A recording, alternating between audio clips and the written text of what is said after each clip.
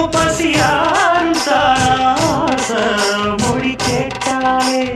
ஒன்ன பிரிஞ்சிருக்க தன்ன நினைச்சிருக்க அம்மாடி அப்படி என் மனசு ஒத்துக்காது செந்தூர பாண்டிக்கு ஒரு சோடி கிளி கூட